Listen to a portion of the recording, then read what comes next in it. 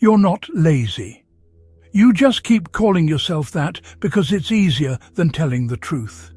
Because if you were actually lazy, this wouldn't bother you. But it does. Every time you say, "I'll start tomorrow." Every time you reach for your phone instead of doing the thing that matters. Every time that quiet voice hits you with, "What are you doing with your life?" That's not laziness per se, it's conflict. And if you actually understand that, you stop asking, "Why am I so lazy?" and start asking the question that changes everything. Because right now, you're solving the wrong problem. You've probably searched it already. How to stop being lazy, how to be disciplined, why do I procrastinate and nothing sticks? Because laziness isn't the cause. It's the cover. It's the mask, the camouflage. Think about the last thing you avoided. Not something small, something that matters. Starting something, fixing something, facing something. You didn't forget. You avoided it. And then you justified it somehow. Whether it was, "I'm tired. I need a break. I'll do it later." Those are sayings that protect you from something. Your brain isn't trying to ruin your life. It's trying to keep you from something it sees as a threat. Not a physical threat, a psychological one. Uncertainty, failure, judgment. The possibility that you try and it doesn't work. So instead of risking that, you label yourself lazy. Because "I'm lazy" is clean. It ends the conversation. No deeper questions, no uncomfortable answers. But it also keeps you stuck. Because if you're lazy, there's nothing to fix. And that's a lie. There are usually a few real reasons behind what you're feeling. First, you don't trust yourself to follow through. So your brain doesn't even let you start. Why would it? From its perspective, starting and failing again just creates more pain. So it delays. Second, the thing you're trying to do threatens your identity. If you succeed, things change. Standards go up, expectations rise, you lose the comfort of who you've been. So part of you quietly resists. Third, you've trained your brain on constant stimulation. Scrolling, short bursts of dopamine, easy rewards. So when you sit down to do something hard, something slow, your brain rejects it. Not because you're lazy, because it's been conditioned to. That's why you can scroll for hours, but focusing for 10 minutes feels painful.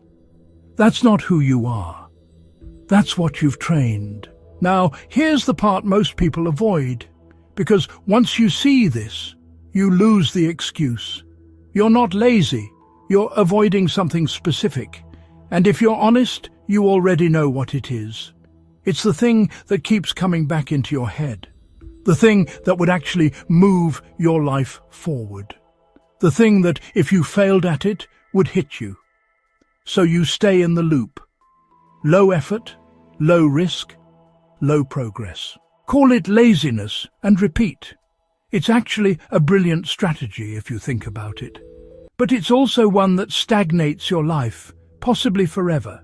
So break the loop differently. Stop asking, "Why am I so lazy?" Ask, "What exactly am I avoiding and why?" No distractions, no phone.